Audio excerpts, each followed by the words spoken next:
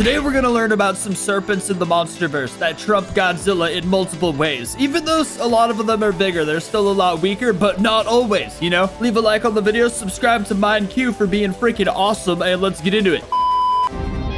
This is pretty sexy. I just bit my tongue and now I don't even want to talk anymore. But one of these we've barely even discussed. This is very needed. This is needed information. In Godzilla Kong: The New Empire, there were quite a number of titans and megafauna or super species that were showcased. Some of them were insectoid in appearance like Mothra and Scylla, while others were either great apes or reptiles like Godzilla and Shimu. Yet in the reptile category of titans, there were 3 others that had a very similar body shape. Hey, side note, who else absolutely crapped their pants when they saw the flock of Warbats, dude? A flock of Warbats? I was crapping my pants, dude. And habit. And these are the 3 serpentine titans: Titanus Tiamat, Warbat, and the Drownviper of Hollow Earth. The Drownviper. So here in this video, we will discuss the differences between these 3 titans, including their size, powers, and habitat. So let's get to it.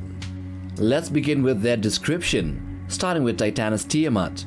In Godzilla Dominion, Tiamat is depicted as a colossal serpent-like creature with a light blue hue and a vibrant purple coloration, with knife-like scales and a skull that is similar to that of an eastern dragon, featuring yellow eyes and 4 barbels, plus there were 2 wing-like membranes or fins extending from near her head. Someone pointed out in my Discord that when Tiamat beat Godzilla before, Godzilla was like super low on radiation. It was even mentioned in the comic and I just forgot about it. So it's like, could she ever have even beat Godzilla normally before without him being supercharged? I think about Tiamat a lot. However, in Godzilla Kong: The New Empire, Tiamat's appearance undergoes a significant transformation. She is now dark green with numerous purple serrated fins. She's got a running mustache along the length of her body, and she gives off a magenta radiation glow. Unlike her graphic novel counterpart, she now has 4 short limbs with deadly claws, maybe due to her evolution within the Kvitoria ice mass.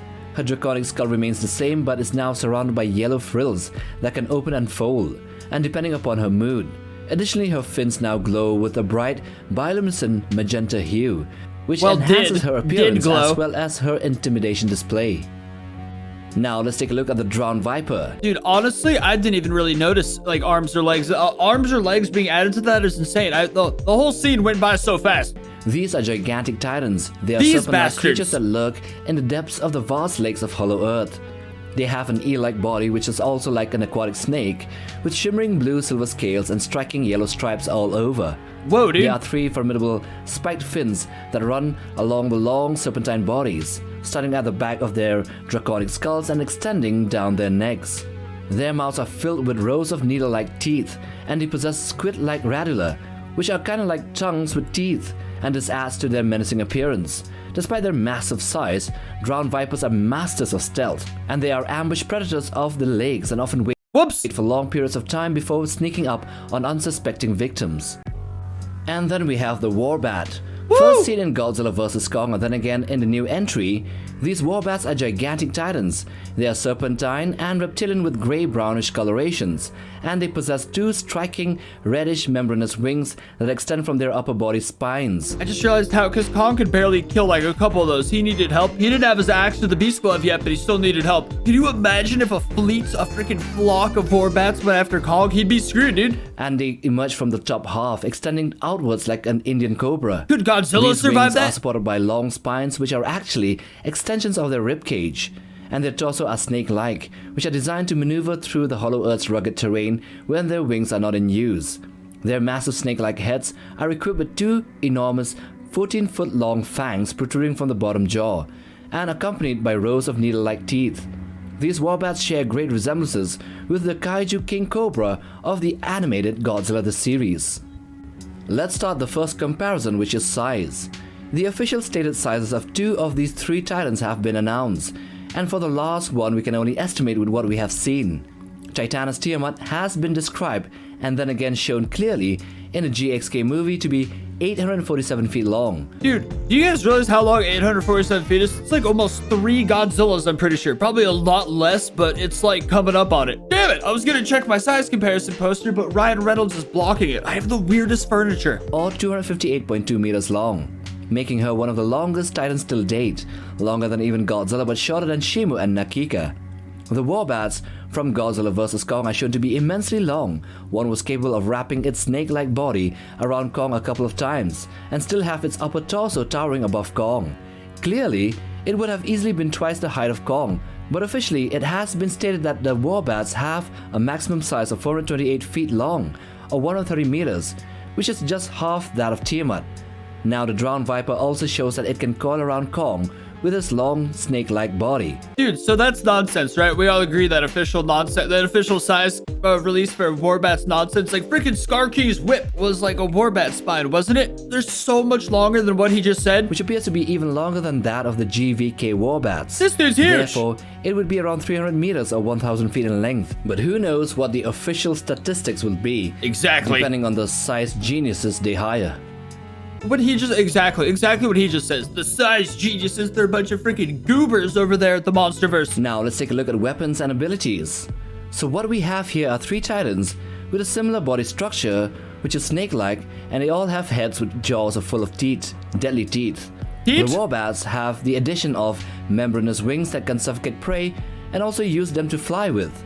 They have the ability to inject venom with their fangs and also with their wings' spiky endings, and the amount of venom is stated to be 9,800 gallons per bite, which is almost equivalent to a Boeing 757-200 fuel capacity.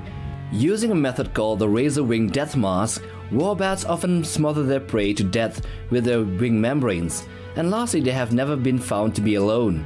They are either seen to be traveling in massive flocks or in a hunting pair. The flocks, man. Next, oh man. Tiamat is an incredibly formidable titan capable of surviving both on land and in the water indefinitely, possessing greater mobility in aquatic environments, which far surpasses that of even Godzilla. They wasted so much by I'm sure Tiamat could die, fine, it's fair, but like just to kill her that quickly, never even make it or go on land, or how she could like transport in hurricanes or whatever she does. Classified as bio-ultraviolet by Monarch, she feeds on radiation and can discharge it at extreme temperatures, boiling the ocean and firing concentrated beams from her eyes. We never even saw that. Is remarkable, surviving even after Godzilla ripped a chunk of flesh from her body, though she is vulnerable to his atomic breath, as was seen in the end. She can expand her frills around her head for intimidation and to smother enemies like Godzilla, and can also manipulate water to create maelstroms and water sprouts to drag enemies underwater. Additionally, Tiamat can spew phosphorus ink to blind her enemies, and her razor-sharp scales can inflict deep wounds, cutting through even the densest of Titan armor. She sounds like the absolute worst thing in the world for sailors to come across.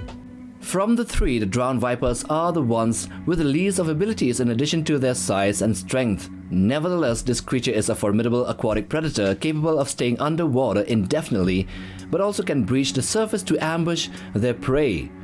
It possesses a radula, which is a tooth-covered tongue that complements its sharp teeth, allowing it to puncture and lacerate flesh.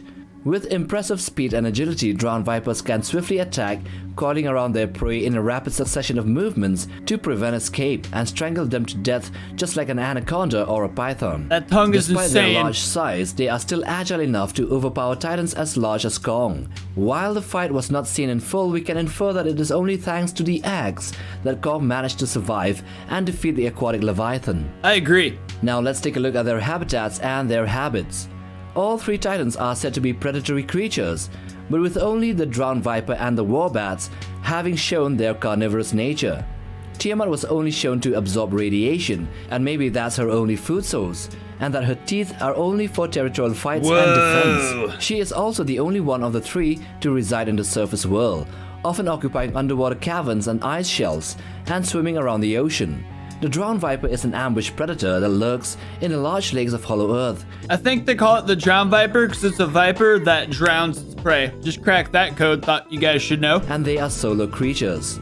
The Warbats are also Hollow Earth titans, but their habitat are the skies of the subterranean realm, them ruling the air with their vast numbers.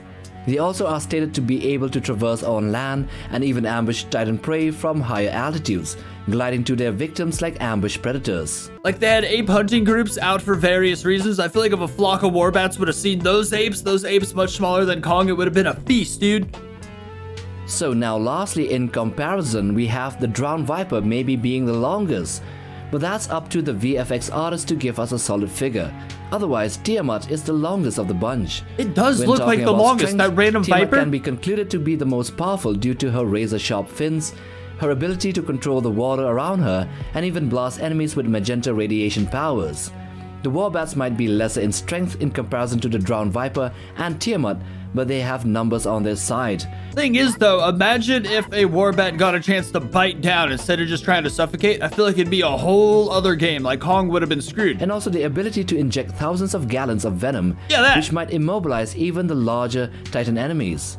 And so that's that. Tiamat is number 1, Warbats number 2, and Drownviper number 3 in this ranking. This was an interesting video for sure. I've been wanting to talk about the Drownviper more and more because it's so huge, and it was just like a 5-second scene that was quickly glazed over. Like, we don't ever discuss it. We could have potentially seen like one of the biggest Kaijus in the entire Monsterverse, and we like don't even talk about it because Kong killed it super fast. Either way, this was a cool video. I love learning about serpents in the Monsterverse. Leave a like, subscribe to this awesome dude, and I'll see you next time.